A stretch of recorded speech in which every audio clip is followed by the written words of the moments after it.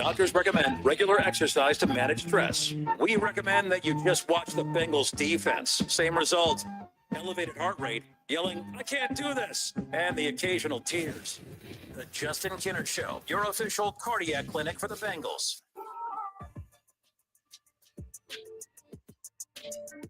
All right, we are off and rolling here on a Tuesday. The Justin Kinner Show presented by Frickers. Frickers, your home for fun food, sports, and spirits.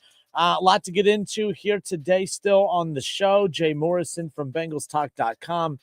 We're going to chat with him about the potential return of Joe Burrow and what that could mean for this Bengals team. It doesn't mean anything.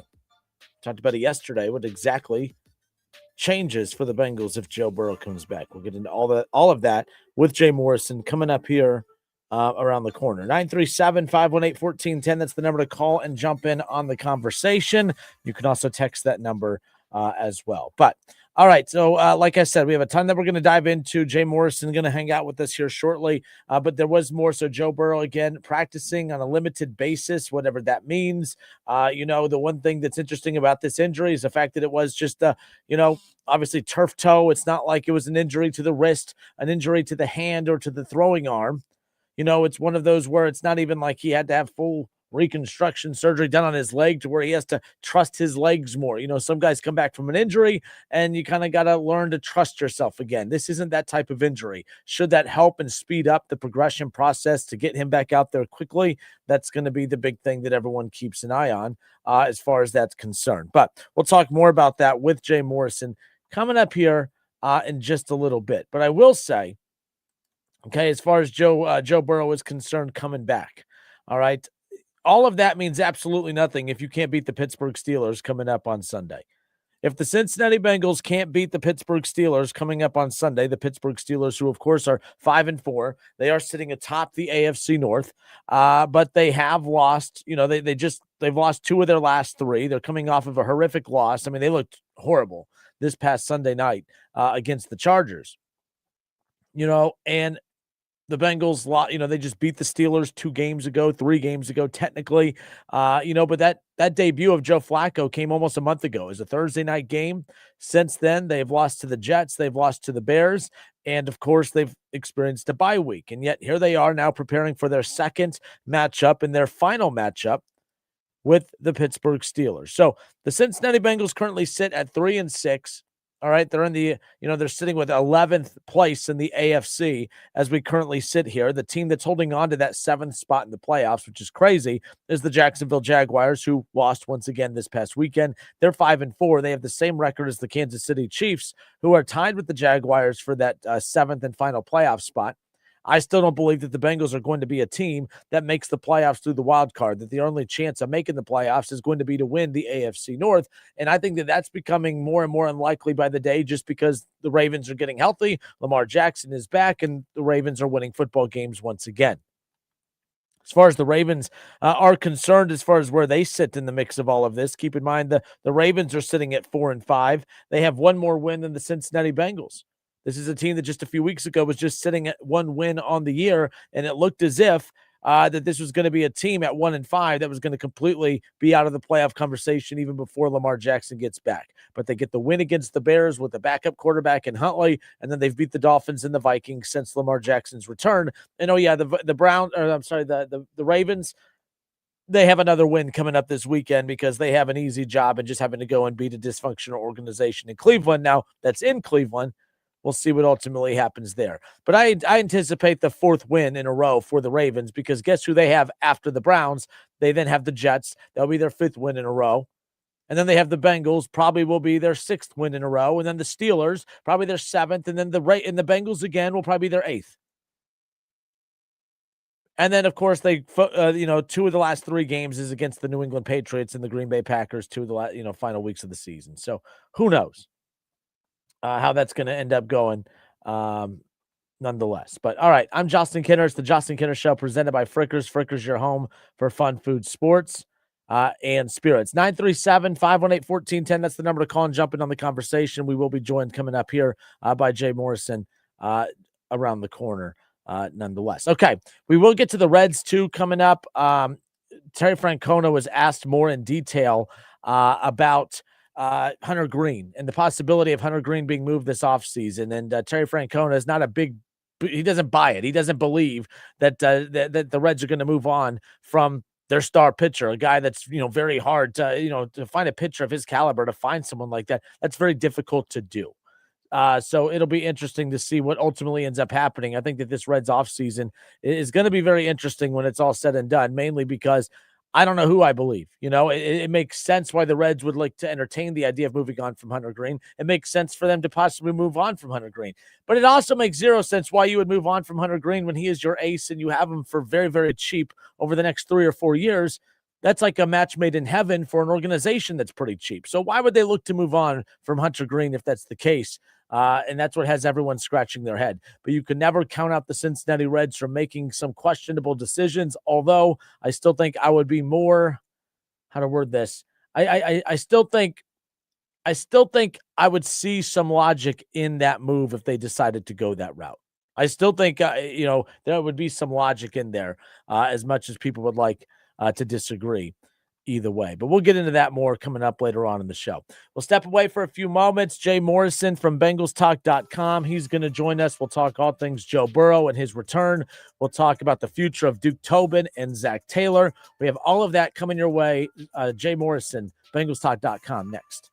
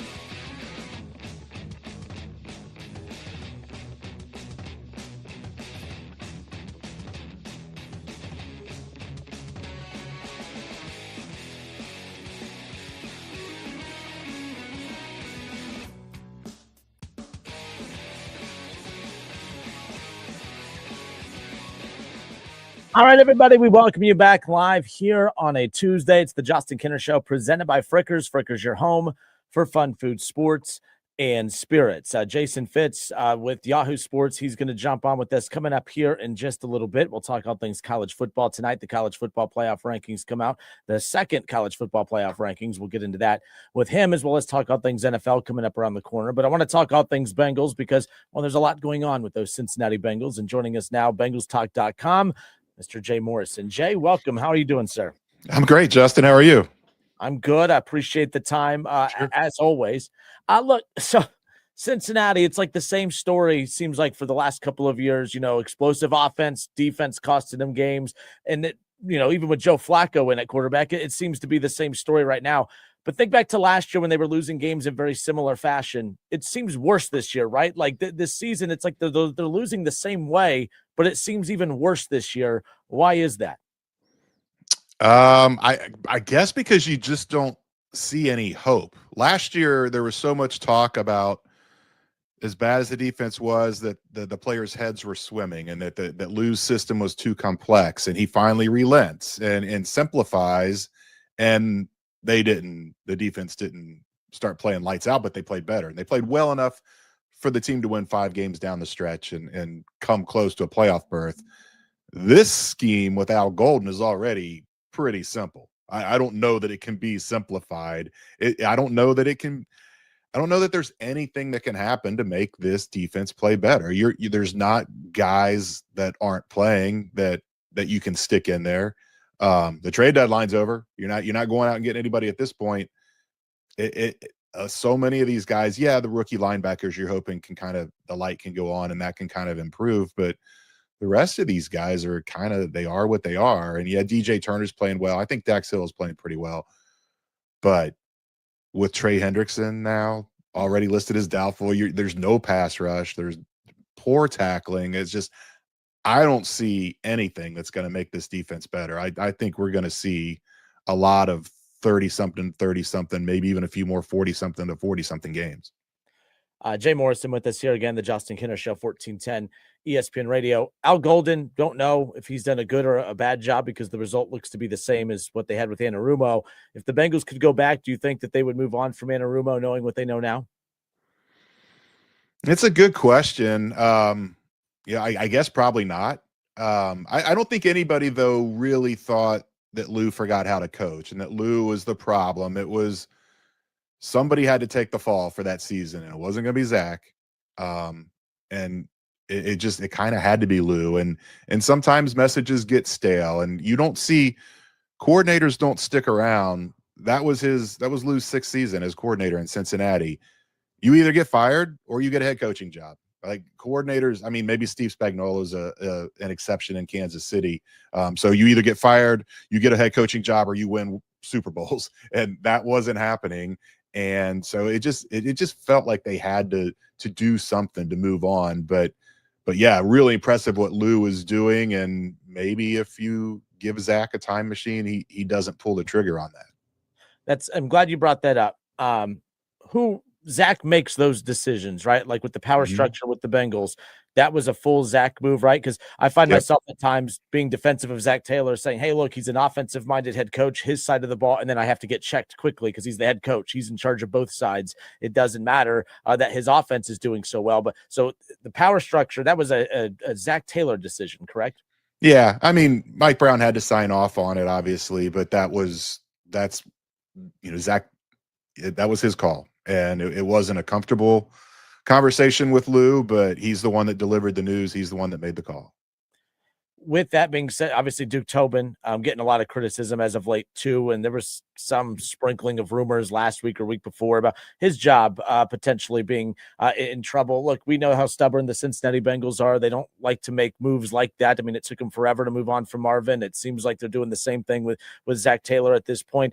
If this season ends with the 3rd straight year in the Burrow era of not making the playoffs, do you expect drastic changes across the board that could even be structurally at the top, starting with Duke Tobin? I don't with Duke. I mean, I could see Zach possibly taking the fall. You only really get a chance to scapegoat somebody else once, and then if if this keeps going the way it's going, I think his job could be in jeopardy. But I just be surprised with Duke because, number one, you go back all the way when Paul Brown kind of turned over control to Mike Brown, and he told him, don't ever let somebody from outside the family be in control of this football team. And they've done that. I mean, Duke Tobin is not family, but he is as close to family as you can get. And if you get rid of him, they're not going outside. They're not getting a legitimate GM. I just don't see that ever happening. So it would be most likely a promotion from within. And I think the world of Mike Potts, the college senior director. He's really good, but I don't think that's going to solve the problem. And the other thing is, it never was realistic they were going to do anything in season. So the season ends, and you start getting into draft prep and free agency, and hope springs eternal. And it's like, okay, this is going to be different. Yeah, Duke's had 3 straight terrible drafts, but maybe this is the year he gets it right. I see that being the path. I would be, I'm not going to say the percentage chance is 0, but I'd be really surprised if they moved on from him. Yeah, and look, you're right, a lot of off-season chatter because nothing like that's going to change in the middle of the season. But as far as the trade deadline goes, something that could have changed in the middle of the season. Obviously, we saw Logan Wilson go. Trey Hendrickson stays. Where were you on the anticipation of what they were going to do with Trey Hendrickson? Were you surprised that he is still a Bengal today? Or are you surprised that he is still a Bengal today? No, because they wanted a really high draft pick to even consider that. And I even kind of posed the question, even if a team offered them a first, I'm not sure they'd pull the trigger. They just don't like to punt on seasons. Yeah. They see how well this offense is playing with Flacco. They knew behind the scenes that Burrow was getting closer, and kind of setting the stage for what we saw yesterday. And the defense doesn't have to be that much better to win games the way this offense is playing. If Trey Hendrickson is playing in the fourth quarter against Green Bay, but for sure against the Jets and the Bears, they probably win those games. You get just a little bit of pressure. He's so good in the fourth quarter and being kind of the closer, and you get one extra pressure, one extra sack, one extra stop in those games, and then you're 5-4 instead of 3-6. The conversation's totally different. So I don't think it. Number one, I don't know that they would have even traded him had they got a first-round pick, and they were never going to get a first or even a second-round offer because he turns 31 December 5th, and he's making a lot of money. Yeah, it'd be only half of that this year, but he's injured. And that's the main thing right now. A team would not be able to give him a physical to know what they were getting, and it never felt likely that Trey was going to get traded. You mentioned, what happened yesterday, which was, of course, the Joe Burrow news that came out, and obviously was anticipated about that mid-December timeframe of when we could potentially have seen him back after the turf toe injury back in week 2. I was surprised at the chatter on social media yesterday as far as look, Joe Burrow is the franchise quarterback. Joe Burrow is better than Joe Flacco, but with how well things are going with Joe Flacco, it's created this weird conversation with the fans as far as, all right, it's not that you don't want Joe Burrow back, but if it's not broke, do you risk trying to fix it, considering Burrow at times takes a little bit to come back or to get going a little bit, whether it's off of a preseason or off of an injury. This team, the margin for error is so slim. So waiting a game or two for him to get it going could be costly if that's the case. Joe Burrow coming back obviously creates a very interesting dilemma, but some are saying, hey, even if he comes back and plays at the Joe Flacco level or better, we've seen this offense click at such a high level. This defense has been so bad. What does Joe Burrow coming back technically even do, as crazy as that sounds? Yeah, I mean, I think you do worry about Joe Flacco and his age and that AC joint injury. Is he going to be able to keep playing the way he's playing? Is he going to be able to keep playing at all? And a couple more hits, and then that might be it for him. And the other thing with Burrow and the slow starts, I mean, the one was a wrist injury. That's totally it goes to throwing the ball. The other one, the calf injury, where he started that season so slow, that was a big part of it too, where they were going to go under center more, and then they kind of ripped up the plan because more backpedaling for him and more strain, just driving the ball to throw it. The calf was a big part of that. I don't think the toe is as big of an injury, and he even said that yesterday. This rehab has been no way as difficult as his previous ones. And it's just going to be about, more pain tolerance and wearing the special cleat to protect the toe. So I don't think anyone is expecting him to kind of ease back into this so slow, because of the nature of the injury, because of the short time span for the recovery. He was looking great in training camp and came out and was playing okay in the first couple games. So I don't think the slow start is that big of a part of it. I think that the main thing in play here is what's their record when it's his time to actually step on the field. If they're 3-8, what's the point? Thanksgiving night against Baltimore on the road. Is that how realistic do you think that actually is? I know that was kind of hinted at yesterday. He it's not like he committed to that, but he just said, we'll see. Obviously you were there, of course. What's your estimation as far as when we could see Joe Burrow back on the field? Yeah, I asked him about that game specifically, and I think his little smirk said more than his words, which was we'll see. He said that would be very meaningful to come back. It's a division game. The whole reason I asked him that is because the timeline lines up. 21 days. They've opened this 21-day window. Well, 21 days puts you on the Monday after Thanksgiving, so it's realistic to expect that 17 days that could be the return for Baltimore. It was last year, I believe, in a press conference, he said how much he wants to play on Thanksgiving or Christmas, how he's always kind of dreamed of that.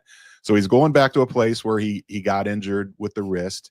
It's a Thanksgiving night prime time, and it's against a division opponent. And he said it, this division's wide open. So I do think that is the game that we see him. But again, they've got to do something against Pittsburgh and New England. If they're 3-8, he's going to want to play, but then they're going to make that decision. Is it the right thing to do? Because 9-8 probably isn't going to win this division. And you have to stretch reality to think they could even go 9-8, win the final 6 games to get to that number. Jay Morrison with us, talking all things Bengals. Joe Burrow, again, returning to practice in a limited form, of course, could potentially, be back, as you talked about, lining up right with that Thanksgiving night game against Baltimore at Baltimore. Now, let me ask you this from a storyline perspective. You talked about, him returning. For one, it's the Ravens. It's a division rival. It's, returning to a place of where he got injured, of course, and he wants to go, those classic games from last year. What's a better Thanksgiving night storyline? Joe Burrow coming back, first game off this injury in the middle of a playoff race at a divisional opponent, or Joe Flacco, former Raven, going into Baltimore, leading the Cincinnati Bengals in a playoff race with, as well as he's playing, with the chance to go and put a dagger in his former team. What's a bigger storyline, do you think, from your readers, from your followers, and from the Bengals fan base? Which one do you think is a bigger storyline? I mean, it's always Burrow. Everything Burrow. It's Burrow here, and then everything else is down here. But you're right. I thought about that too, and I was like, well, he talked about how meaningful that would be for him. I was thinking, well, it would be pretty meaningful for Joe Flacco too. And I went and I looked, and so Flacco has gone back to Baltimore twice since he left them. He hasn't beat the Ravens in Baltimore, so that would be a chance to do that, and it would be very meaningful. But just the cachet, and not just locally within the Bengals fan base, but nationwide, the gravitas that Joe Burrow has, that would definitely be the bigger storyline, that he comes back from surgery after it was 57 days yesterday, so 70 some days. He comes back from surgery to play in a division game in prime time. I don't think anything could top that. All right, last thing on the way out. We keep talking about Thanksgiving. We keep talking about weeks out, but the only thing that matters is the game coming out of this bye week.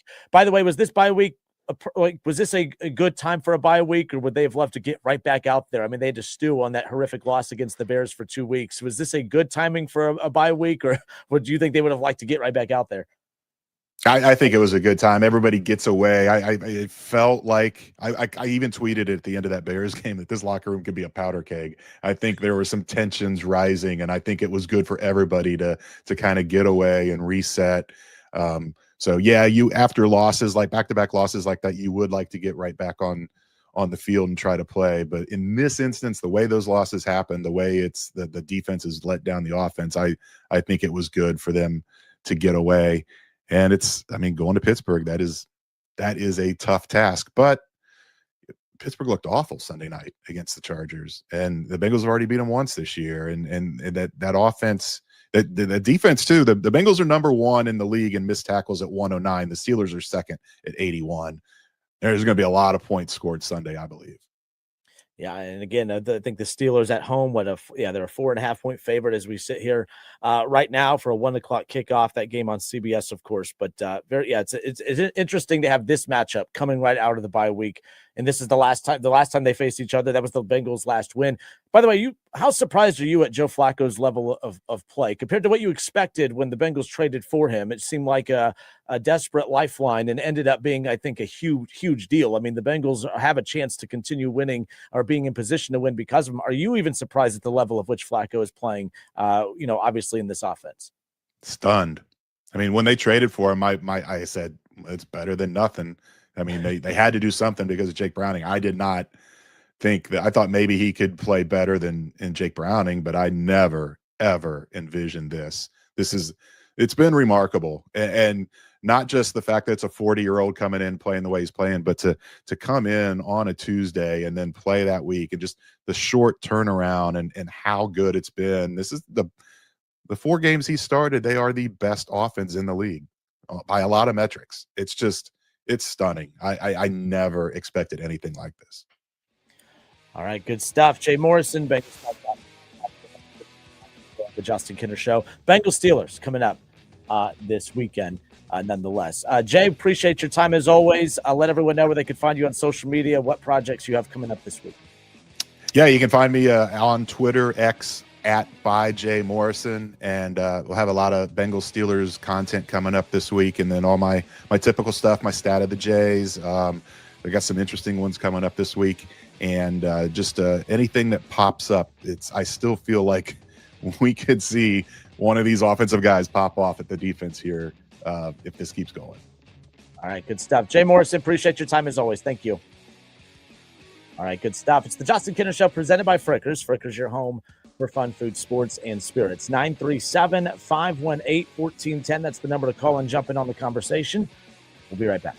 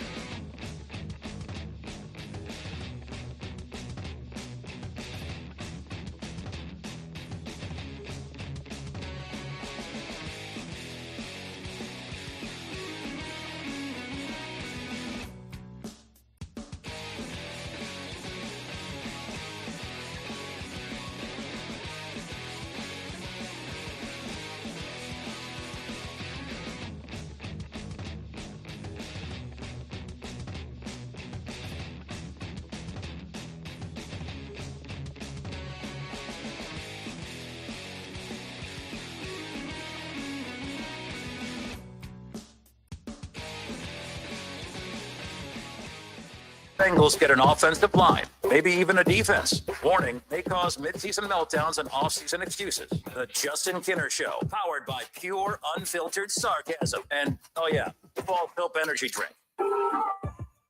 Shout out to Jay Morrison, just giving us some time right here on 1410 ESPN Radio. It's the Justin Kinner Show presented by Frickers. Frickers, your home for fun food, sports, and spirits. 1410 Wing AM, Dayton's radio home for Wright State basketball. Wright State will be in action coming up later on tonight. They welcome in Toledo to the Nutter Center for a 7 o'clock tip-off, of course. Wright State a 5.5-point favorite tonight. Looking forward to this matchup again. Wright State does a good job with their scheduling as far as putting a lot of teams on the schedule that are similar to them. Does a good job preparing them for, of course, Horizon League conference play when that time comes. And that's going to be a good one here tonight at the Nutter Center. Again, 7 o'clock to tip off. If you want tickets, if you want a chance to win tickets to see Wright State, welcome in Toledo tonight at the Nutter Center. Text Raiders 937-518-1410. Text Raiders to 937-518-1410. And we'll get you hooked up with some tickets to go watch Wright State take on Toledo coming up later on tonight. Wright State with Toledo in town tonight. Then coming up this weekend, they'll be taking on Radford and Kent State at Greenbrier. That's over in West Virginia, of course. That's coming up this weekend. They have Stetson and Butler on the road coming up around the corner. They'll be at Marshall. They do have Miami of Ohio at the Nutter Center coming up in mid-December, along with Eastern Michigan. But a lot of MAC schools on this schedule. I love the addition of Marshall to the schedule, the return of the rivalry with Butler. That's going to be on November 28th. Looking forward to that. That's going to be at Hinkle, of course. They'll be heading to Florida for Stetson around the corner. Kent State, Radford, as I mentioned, in Toledo tonight. Got a chance to fill in for Jim Brown on the call this past Thursday when they played ACC opponent Cal on the West Coast, of course. That was a late 10 o'clock tip-off, but 77-67 the final. Michael Cooper is a freshman, okay? Michael Cooper is a freshman, and he's the point guard for this team. And when you go to the Nutter Center tonight to watch this team, you're going to be blown away by the talent of this kid. How some of these high major schools let him kind of slip through their fingers, I don't know. But Clint Sargent and the staff did a fantastic job securing him nonetheless, because the kid's talented, super talented nonetheless. But again, Wright State, Toledo tonight, 7 o'clock the tip-off. And if you want tickets, text Raiders to 937-518-1410. Ron Howard said, what happened to the Browns helmet that you had behind you? I got rid of that Browns helmet. I had to put a helmet of the winning team here in Ohio, the only team that knows how to win football games here in Ohio. I had to put right over here in Ohio State. So that's the helmet I threw across the room, Ron. It's no longer going to be displayed. It's an embarrassment. My team is an embarrassment. How about that? Okay, so appreciate Jay Morrison for giving us some time. I found this during the break. It was a quote. Joe Burrow addressed the media earlier today and talked about the significance of him coming back, potentially coming back and fighting to come back. Is he ahead of schedule? Some say yes. Obviously, you can't say he's ahead of schedule until he's actually physically out there starting again for the Bengals. The estimated timeline was mid-December. And as we sit here right now, we talked about it with Jay, but Baltimore seems to be that Thanksgiving night seems to be that game that he's truly aiming to get back at. He talked about how that game would mean a lot to him. Well, I'm telling you what, I don't care what means a lot to Joe Burrow. What means a lot to the Cincinnati Bengals team is getting effective quarterback play, the most effective quarterback play that you could possibly get because your defense stinks.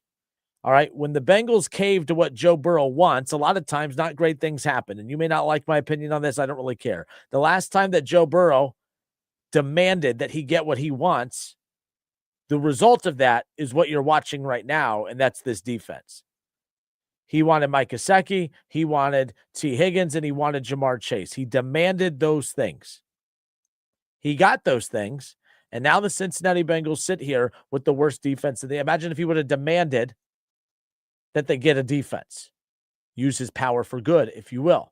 Now he's talking about how much it means to him to come back for the Baltimore game. And I'm like, Joe Burrow, I don't really care what means a lot to you. What means a lot to this organization right now is finding ways to win football games in spite of all their deficiencies. And their deficiencies are just how bad that defense is, which means you coming back potentially way ahead of schedule. Some of you guys will say, oh man, he's tough. He's this, he's that. He's a problem if he comes back ahead of schedule unless he is 100% healthy, and he won't be. So going out there banged up and potentially impacting the effectiveness and the efficiency of drives, and that results in scoreless possessions with that defense, I don't see how that is what's best for the team. It might be what's best for the ego of Joe Burrow, but it may not be what's best for the Cincinnati Bengals. And to me, Joe Flacco needs to be the quarterback of the Cincinnati Bengals until he is 100% healthy, not cleared, because being cleared and being healthy are two different things. Every year that Joe Burrow has started slow because he's a little banged up from previous year's injury, he was considered cleared to play, not considered 100%. There's a difference. Just because you are cleared to play does not mean you are 100%. Just because Joe Burrow's cleared to return to practice and other stuff, it does not mean that he's 100%. So therefore, I don't care what Joe Burrow wants. It's about what this Bengals team needs. And what this Bengals team needs is the highest efficiency, the highest production possible from the quarterback position. Joe Flacco is going to give them that. Joe Burrow's a better quarterback, but Joe Flacco is what is best for this team right now. And rushing Joe Burrow back just to stroke his ego, I think, is absolutely insanely ridiculous. Every time this team bows down to him, this team gets worse. And they can't afford to let Joe Burrow's ego get in the way, in my opinion. I think he's an egomaniac. I really do. You guys don't see it because you're a Bengals fan, and I get it. Like, LeBron fans don't think LeBron is an egomaniac, but we all know LeBron is an egomaniac.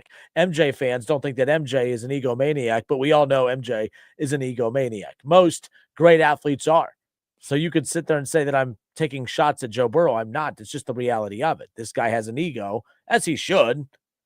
But at the same time, it's up to the organizations to protect you from your ego. And that's why it's smart of the Cincinnati Bengals to not cave into this. So, and I asked this question to Jay, what's the bigger storyline?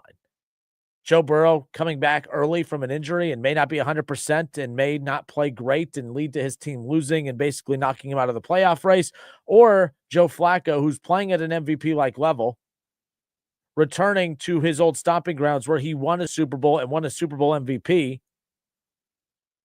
returning to Baltimore with a division rival Cincinnati Bengals team that desperately needs to win games to keep up with them. Imagine Joe Flacco going into Baltimore, carrying the Cincinnati Bengals team the way that he has offensively since he arrived in Cincinnati, and then punching out Baltimore in Baltimore against the quarterback that basically bumped him from his starting job. That to me is the bigger storyline. That to me is way more entertaining than Joe Burrow coming back prematurely. That to me is the bigger storyline when it's all said and done.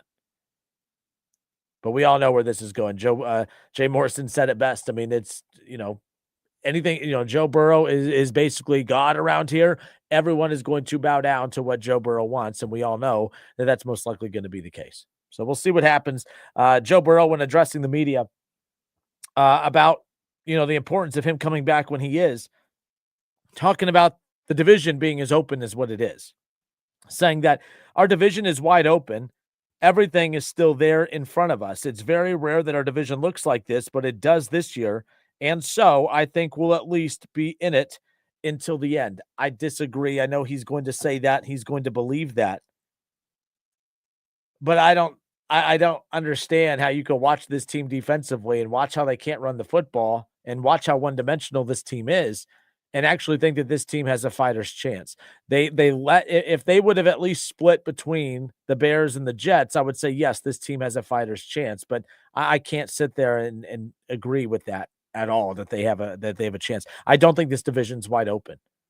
I think that this division is the Ravens to lose. And I think that if the Bengals want any shot of having a chance to win this division, it is going to have to come, of course, from beating Pittsburgh this weekend, which they've done already, but it's going to have to come from beating, of course, Baltimore on Thanksgiving night. But will they have won enough games between now and Thanksgiving night for that game to even matter? I can't be confident that they can go out there and beat Pittsburgh again at Pittsburgh. You just lost to the Jets. You gave the Jets, they were an 0-7 team. They were a winless team. You gave them their first win. You gave the Bears, I can't believe you just gave that game away. They basically gave that game away. That's what's unbelievable when it's all said and done. But 937-518-1410, that's the number to call and jump in on the conversation. You can also text Raiders to 937-518-1410 as well for your chance to win tickets to see Wright State play, take on Toledo coming up later on tonight. All right, we'll step away for a few moments. We'll pick up with this coming up around the corner. But Joe Burrow says that the division is still open, wide open. It's not. It's Baltimore's division. It's Baltimore's division. And the Bengals, 0% shot. They're not making the playoffs. Just not happening. Especially if his ego gets in the way and forces him to come back prematurely. And we all know how poorly he plays at times coming off of long breaks. He may get it going, but by the time he gets it going, how many games would they have lost in the process of allowing him to get acclimated again? That would be the concern I'd have nonetheless. It's the Justin Kinder Show presented by Frickers. Frickers, your home for fun, food, sports, and spirits.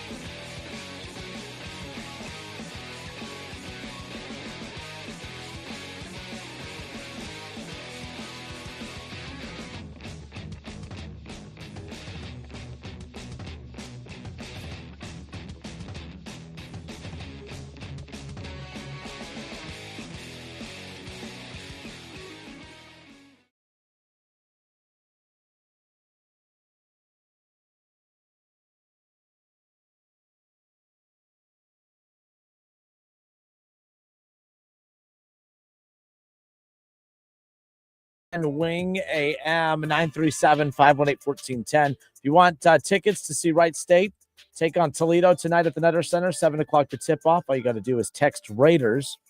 Text Raiders to 937-518-1410 for your chance to win tickets for tonight's matchup. Okay. I don't know if you guys saw this. This is breaking news out of the NFL.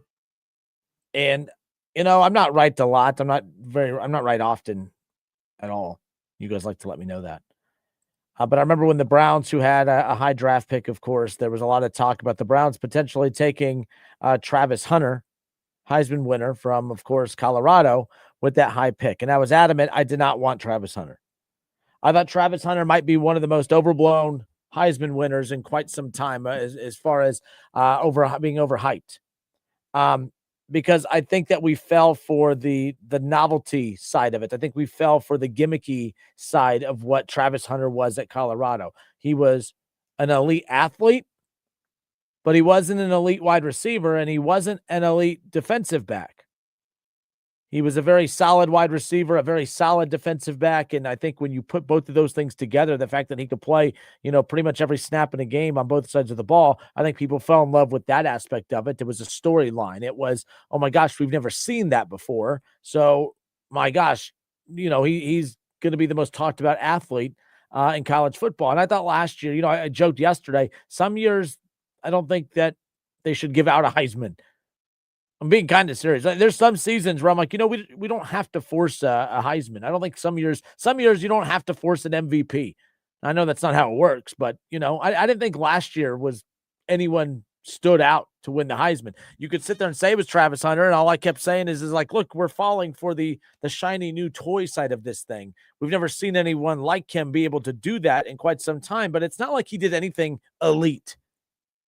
If Travis Hunter was an Ohio State Buckeye when he was in college, he would not have been a defensive back and a wide receiver. In fact, when you think about the wide receivers that Ohio State has had in recent seasons, Travis Hunter would not have even been the number 1 or possibly the number 2 wide receiver at Ohio State. Not a shot. That's just the reality of it. So how can I say I'm a fan of a team that actually has legitimate elite wide receivers? I couldn't put him in that boat with the guys that Ohio State has had to throw the football to. All right, and real talk, Emeka Egbuka, Travis Hunter, the wide receiver. Who are you taking? Real talk, I'm serious, because you're not taking Travis Hunter. If you think back to last year, Travis Hunter in college, Jeremiah Smith. You're not taking you're not taking Travis Hunter over. You're not taking him over Jeremiah Smith. So then it goes to Ohio State's number 2 wide receiver last year. You taking him or are you taking Emeka Egbuka? You're taking Emeka Egbuka. You think about this year. If he would have had another year of college, he would not be better than Jeremiah Smith, and he would not be better than Carnell Tate. So he's not an elite wide. He's a very, very good wide receiver. And defensive back wise, I thought he was very, very good. He was a very good cornerback, a very good defensive back, but he wasn't elite. So I thought it was absolutely insane to overprop him into the NFL because he did something in college that no one ever does, because a lot of times you just don't need that. I'm sorry, but the reason you'll never see what Travis Hunter did at a big respected school is because, well, there's usually enough 4- and 5-star defensive backs and 4- and 5-star wide receivers to get the job done. You don't desperately need someone to play both sides of the ball like you're in high school. I just thought what Travis Hunter got propped up for was overhyped. I thought it was overrated. I didn't think that was needed at Colorado. I mean, it was needed. Let me rephrase that. That was needed at Colorado because they had a depth issue and they didn't have a ton of great players there. But Travis Hunter, if he plays at Alabama, at LSU, Ohio State, or anywhere else, I don't think he's playing both sides of the ball, or at least at the level and the clip of which he did at Colorado. So then you look at the NFL. When the Browns were on the clock, and it was looking like that's the direction the Browns were going to go in. I kept telling Kev, I was not a fan of that. I did not want the Browns to go that route. I don't think that he makes them better in any capacity. You could talk about who he is as a wide receiver. I still don't know who he would have been as a wide receiver. When it comes to Cleveland, he has 28 catches this season in Jacksonville for 298 yards, and he has 1 receiving touchdown, and we're almost 10 games into the season. It's not like he would have been an elite threat in the pass game for the Cleveland Browns. Defensive back wise, yes, that would have been nice to have another depth piece in Cleveland's defense, but at the same time, Cleveland, they have their secondary is fine. Wouldn't have hurt him, but it wouldn't have been worthy of selecting him with that high draft pick. So I thought Cleveland, they haven't made a lot of great decisions as of late, but they drafted really well this past draft, and they made a great decision in not taking him, going to get Mason Graham and getting an additional first-round pick for next year. You drafted Schlesinger, right? You ended up getting Quinshon Judkins. You got Harold Fandon Jr. I thought the fact that the Browns passed on him was awesome, because I remember that on draft night that the Browns made a mistake passing on a generational talent. There was nothing generational about Travis Hunter. Travis Hunter is a hell of an athlete. It was awesome watching a guy play both sides of the ball, but it's not something that's necessarily needed. And he never would have won a Heisman based on who he was just as a wide receiver, and he never would have won a Heisman based on just who he was as a cornerback. So why should I be impressed that he was a really good wide receiver and a really good defensive back at the same time when he didn't do one of those things at the highest of levels? So I was never a Travis Hunter guy. I was super jacked when Cleveland decided to pass up on him. And this isn't a victory lap here. I'm not celebrating that this guy is injured, but Travis Hunter, it is announced that he had a season-ending injury. He'll be out. Obviously, the rookie season for Travis Hunter, who was a supposed generational talent, major disappointment as far as that's concerned. Based on your guys' expectations. He didn't disappoint me because he's exactly who I thought he was going to be. Just an okay, solid, average wide receiver at best, and just an okay, solid, average defensive back at best. Like I said, I think back to last year, I'm like, if Travis Hunter is at Ohio State, he's not playing defensive back and wide receiver. He's just not. He did it at Colorado because he had to. I don't think that would have that stuff wouldn't have flown into Ohio State, in my opinion, or really any other bigger school. Nonetheless, I'm Justin Kidder, 1410 ESPN Radio, 937-518-1410. Agree or disagree? You can let your opinion be heard nonetheless. Mike Tomlin was asked about Aaron Rodgers. All right. It was, again, we're coming off Aaron Rodgers' worst game as a Steeler. Mike Tomlin is asked about the concerns about their aging quarterback. And basically, he's told media that he does not have any long-term reservations about the quarterback's ability to play the position at a high level. Aaron Rodgers has actually been very, very good this season. You know, he's not putting up the Joe Flacco 300, 350-yard games with multiple touchdowns, but he is, you know, he's been efficient. He has led that offense. He's put them in position to win games. They're 5-4. They're first place in the AFC North. They have slumped as of late. He's coming off his worst game as a pro or as a Steeler. You know, he only threw one touchdown. He did throw 2 interceptions in the 25-10 loss this past Sunday against the Chargers. He also just barely completed a hair over 50% of his passes. Now, that does mark his lowest completion percentage in a game over the past 5 years. So, obviously, it's his worst game in a long, long time. So, people are asking, you know, Mike Tomlin, everyone's like, see, this is where the wheels start falling off. First of all, I do agree. This is usually where the wheels start falling off in Pittsburgh. Is that going to be because of Aaron Rodgers? I think it's going to contribute to Aaron Rodgers' wheels falling off as well, but this is what the Steelers do. They struggled down the back half of the season. They did this last year with Justin Fields when they jumped out to a 4-2 start. They made the switch to Russell Wilson. Everyone kept saying, how in the world can you move on from, you know, Justin Fields? He has them at 4-2. They're winning football games. Why would you do that? Because Mike Tomlin knew that Justin Fields wasn't a quarterback that they could sustain any kind of success with. So they went to the veteran quarterback in Russell Wilson. Then they get to 5-2. And then we know what happened after that. Same thing that happens every year. They start to slip, and that's what we've seen. This team struggles down the stretch nonetheless. Okay. But yes, I do, you know, as far as whether or not I think Aaron Rodgers could continue to play at a high level, I mean, he's not going to be MVP Aaron Rodgers by any means, but no, I don't think we're going to see that. What we saw, you know, 1 touchdown, 2 interceptions, 50%, you know, completion percentage. I don't think we're going to see that every week. Aaron Rodgers is too good of a quarterback, but I don't think this Pittsburgh offense is as good as what a lot of people want to make it out to be. And I think that they made a mistake.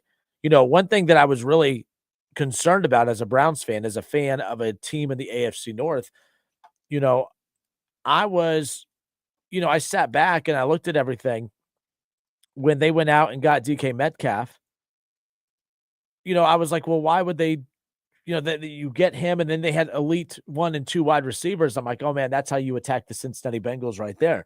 You know, you look at the fact that the Bengals have T. Higgins, you look at the fact that the Bengals have Jamar Chase, you look at the elite weapons that they have, and it's like, it's just one of those things where, okay, well, how do you attack that? Well, for one, you attack it by going to get, of course, elite, you know, you go get some elite secondary help, and that's what they did. But you have to become more explosive on the offensive side so that you could find a way to keep up with the Cincinnati Bengal offense.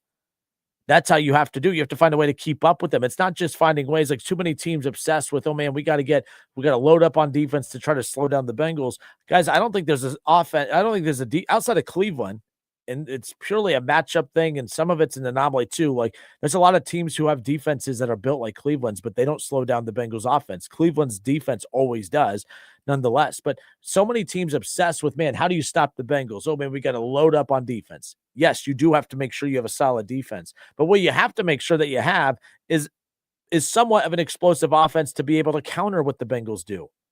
The reason that the Bengals are so damn good offensively, even with the bad offensive line and no run game, because they are such an elite passing team, and that's where their bread is buttered. So when the Pittsburgh Steelers moved on from George Pickens, it made sense because Mike Tomlin, leader of men, he couldn't lead this guy. Just like he couldn't lead Antonio Brown, just like he couldn't lead a lot of these wide receivers that always seem to be problems in Pittsburgh, and then they have to get rid of them because the leader of men can't seem to lead them. But moving on from George Pickens, obviously they had to do it because the leader of men couldn't lead him. But the best way that Pittsburgh could have countered Cincinnati was, yes, what they did defensively, but to have George Pickens and DK Metcalf paired up as a 1 and 2 option, and they moved on from George Pickens. In fact, they sent Pickens over to Dallas with the CeeDee Lamb Pickens, duo over there. In fact, the Cowboys are built very similar to Cincinnati, and that's why they put up a ton of points. Their offense is hard to stop, but they're easy to score on, and that's why Dallas loses the football games in which they do. Pittsburgh messed up moving on from George Pickens. They messed up by not willing to find a way to make it work. George Pickens has not been a problem in Dallas. He has not been a diva in Dallas. He's actually done a great job playing with Dak Prescott, playing alongside CeeDee Lamb. And when Dallas does get that defense right in some capacity, assuming that Dallas keeps him, that's going to be a nice, well-rounded team over in the NFC East moving forward. But I thought Pittsburgh was ridiculous. Yeah, when I heard Aaron Rodgers was going to Pittsburgh after they had George Pickens already and they went out and got a DK Metcalf, I said, man, oh man, that's a problem. To have to face that duo twice a season and then to face Jamar Chase and T. Higgins twice a season, and then they just purposely blew that up, doesn't make any sense to me. Doesn't make any sense to me. It's the Justin Kinner Show presented by Frickers. We'll be right back.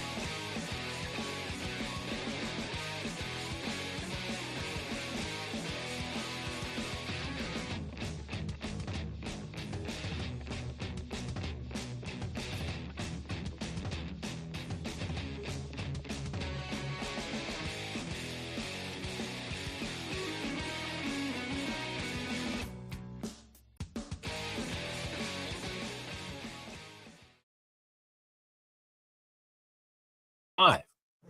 Family might not understand why you're still mad about a 2019 play call, but we do. 1410 ESPN Radio, where you can argue about sports without worrying about getting uninvited to Thanksgiving.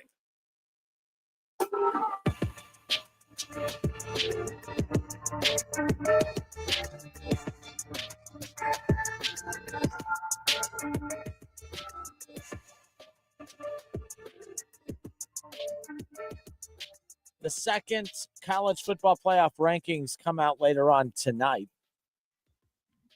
I don't expect a major shakeup, although there should be, but I don't expect one.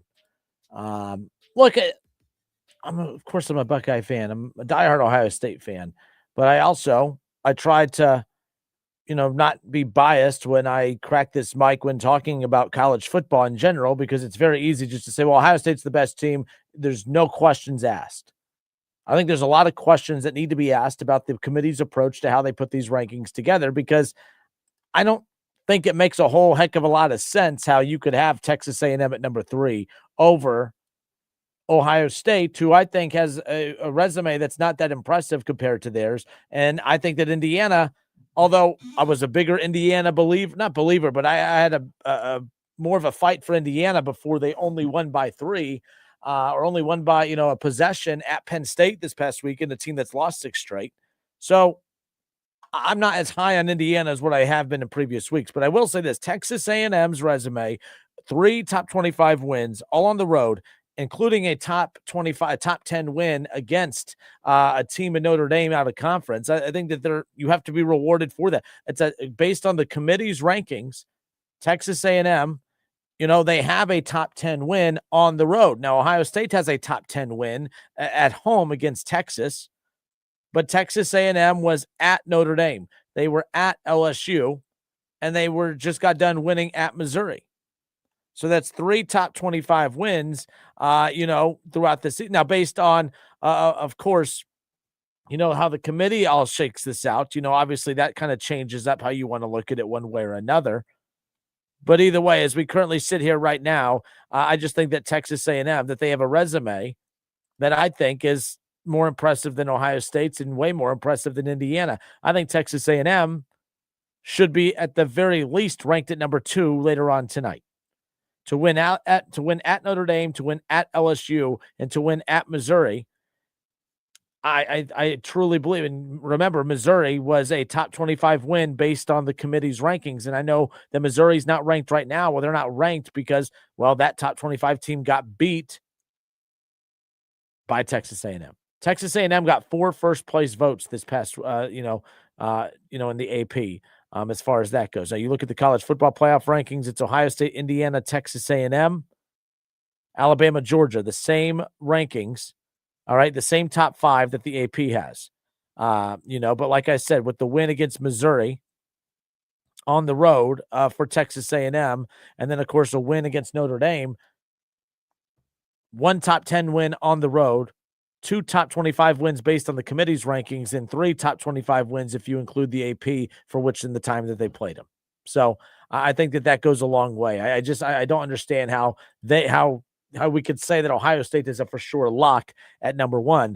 And then I got a chance to hear Lane Kiffin speak on this very matter. He was asked at his press conference whether he thought that the committee did a good job as far as where they placed their teams. And he went to bat for Texas A&M compared to Ohio State, and he used the Notre Dame game as a big talking point. Take a listen.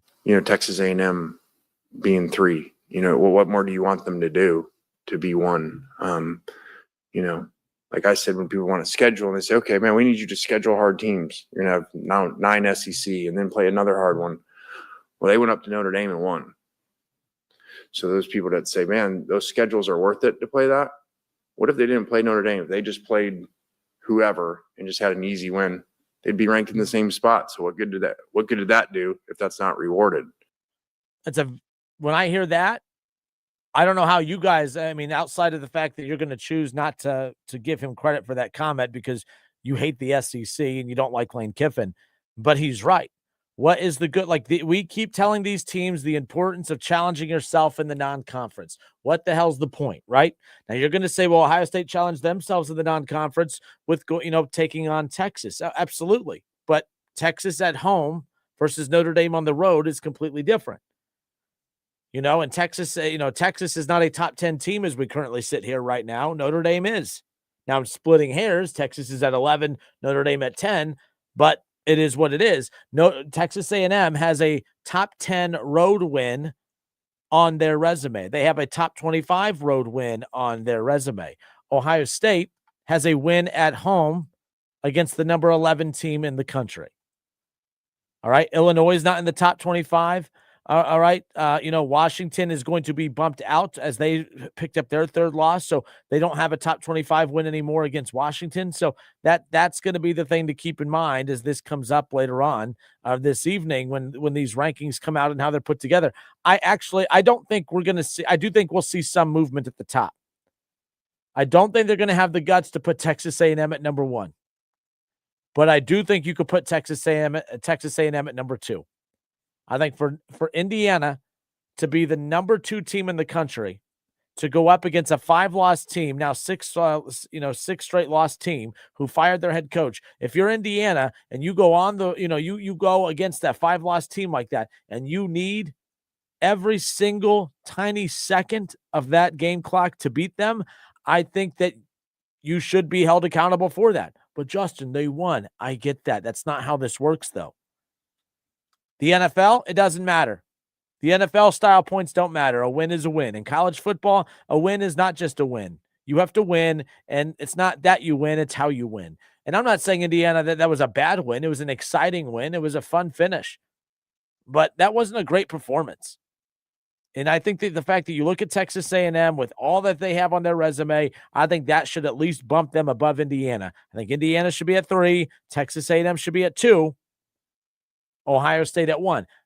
And there's part of me that also believes that Texas A&M should be at number 1. But I'm not going to go as far as to say that. But I also, if they are number 1 tonight, I'm not going to sit there and say, oh, man, they have no business being at number 1. They absolutely do. Texas A&M has a very good case to be the number 1 team in the country. Probably should be the number 1 team in the country. They won't be, but they should be, in my opinion. And that's not a shot at Ohio State. But Lane Kiffin's correct.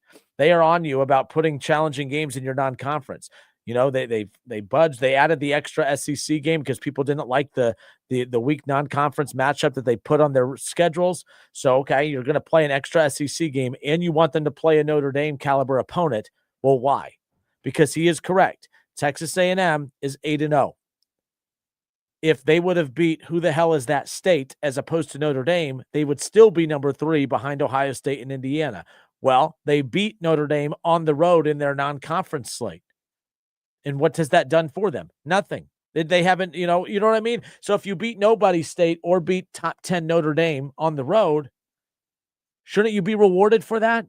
And they're not being rewarded for it. So why put them on your schedule? It's stuff like this that is going to deter teams from putting those types of games on their schedule.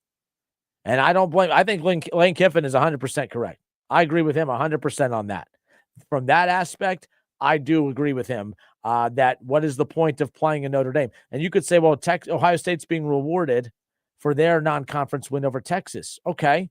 If all things are equal, take the non-conference games out of the equation. You still have an LSU road win, and you still have a Missouri road win. Ohio State has what? 3-loss Washington. Ohio State has 3-loss unranked Illinois, unranked Washington, unranked Illinois, 5-loss Penn State. So, no, I don't think the non-conference games are equal. One went on the road, and one had Texas at home. I think that matters as far as that goes. We'll see what happens. So Chad Kinster on Facebook says the difference is that Ohio State has dominated everyone, even the closer scoring games. The dominance in all aspects has been OSU in every game. Yeah, but when you talk about Ohio State dominating opponents, look at who they're playing. The Big Ten is not good, guys. Like, I'm not going to sit here and pretend that the Big Ten is something to brag about. It's just not. You know, we had taken a look at the standings yesterday. I mean, you want to look at the Big Ten right now. I mean, I'm counting 1, 2, 3, 4, 5. There are 5 teams with 1 Big Ten win or less. There are 3 teams who are 0-6, 0-6, and 0-7. There's 2 1-5 teams and a 2-5 team in Big Ten. Then there's UCLA at 3-3 with Illinois and Northwestern and Washington and Nebraska. The Big Ten is not good. It's just not. So when you talk about Ohio State, dominating opponents, yes, I would hope you can. And Chad, you and I, we see on the same page more times than not. I just disagree with you on this. I mean, you should dominate Grambling. You should dominate Ohio. You should dominate the 3-loss Washington and the 3-loss Illinois team. Minnesota's 4-2 in Big Ten play, and Ohio State dominated them. Okay. But you should dominate Wisconsin. Wisconsin's bad. All right. Penn State's bad. Purdue is Purdue. I mean, come on. And then you're going to have UCLA and Rutgers over the next 2 weeks. UCLA is winless in Big Ten play. They've moved on from their head coach. They're going to, and same thing with UCLA. So that's why I'm kind of bullish on them as far as that goes. Chad Kinzer says Texas was number 1 at that point. That's on the AP for ranking Manning, not Texas. Yeah, and I think we all agree. I don't think Texas was truly the number 1 team in the country, not just because they lost to Ohio State, but do they look like the number 1 team in the country? At no point has Texas looked like the number 1 team in the country as far as that goes. But either way, I am curious how that's all going to unfold tonight. I just think don't forget the fact, okay, that the college football playoff ranking reveal, it's still an entertainment. There's still entertainment in this. And I have a hard time believing that they're going to put out the same rankings back-to-back weeks. They had the same top 5 as the AP in the first rankings reveal. Are they going to do the same thing again? Because there was a shakeup in the AP rankings, of course. Nonetheless, I'm sorry, there was not a shakeup in the AP rankings. Ohio State, Indiana, Texas A&M, all stayed 1, 2, and 3. I don't get how the AP ranking was fine with keeping Texas A&M at number 3 when Indiana struggled. Like, this is what I was talking about yesterday. People fell for it was such a entertaining finish between Indiana and Penn State. We forgot that Indiana struggled to beat a 5-loss team. Texas A&M, they blow out top 25 LSU 49-25 on the road. They just blew out top 25 Missouri 38-17 on the road. Right? Like it was a 1-point win against Notre Dame, but they put 41 points up on the board against Notre Dame. And they blew out their non-conference opponents as well. They put 40+ up on, University of Texas San Antonio. They put up 40+ points on Utah State. They put up 40 points against, top 10 Notre Dame. Their worst win, if that's what you want to call it, their worst win was a narrow win against Auburn, 16-10. Outside of that, 31-9 against Mississippi State. Put up 34-17 against Florida, 45 points up against Arkansas. And they're going to have South Carolina and Samford, and then they close out the regular season against Texas. So, Texas A&M is going to have a like opponent to close out the season. They'll close out with the team that Ohio State opened up with. So, if Texas A&M ends up beating Texas, then that means Ohio State's win over Texas is null and void, and then it goes to what's left. You better hope Michigan's still a top 25 team by that point, because that'll be the only thing to make sure that you still prop up Ohio State to remain the number 1 team as we continue on down that stretch. But either way, the rankings come out tonight. We'll see what ends up happening with that. I still think there's going to be a little bit of a shakeup.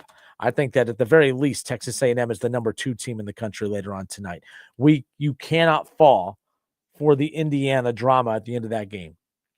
As I said, there was a lot of people that was talking about Mendoza, that was his Heisman moment.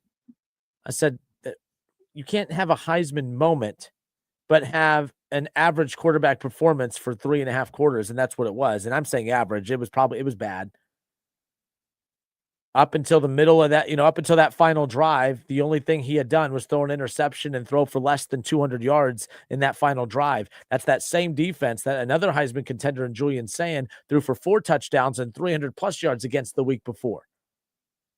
But because Julian Sayin did his job for 4 full quarters, and Mendoza took 3.5 quarters off and basically 3 quarters off, and then decided to flip a switch on the final possession or final 2 possessions of the game, that now we're going to say that Heisman moment trumps everything else?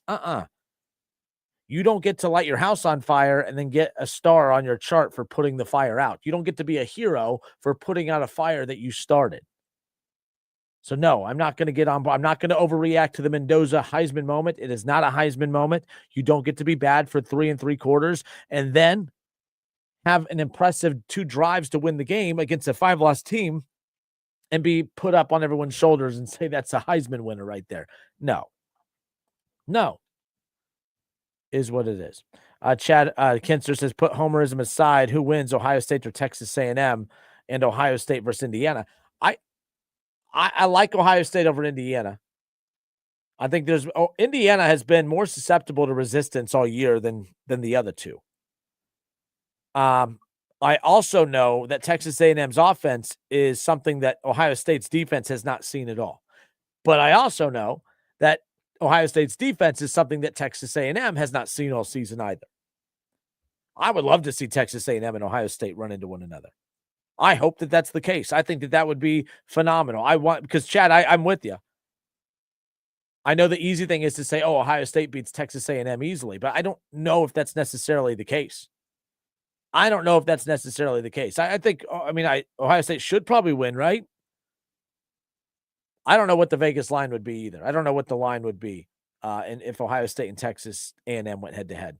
But Texas A&M's offense is pretty damn explosive. It's pretty dang good itself. That team is explosive offensively as far as that goes. So as far, the quarterback in Marcel Reed completes just under 64% of his passes. He's thrown for 19 touchdowns. He could also make plays with his legs, so that definitely helps. He's more than just a quarterback. He can make plays with his legs, so that definitely helps. He has 6 touchdowns on the ground. Of course, he has 19 touchdowns through the air. So, and does he have the weapons that does he have Jeremiah Smith and others? No, I think he's a heck of a quarterback in that offense. I think Texas A&M, as wild as this sounds, they're a more complete offense because of their run game. Ohio State's a better passing team, but I think Texas A&M is a better overall offense because they could run the football and pass at a high level. Ohio State, that run game is going to catch up with them at some point.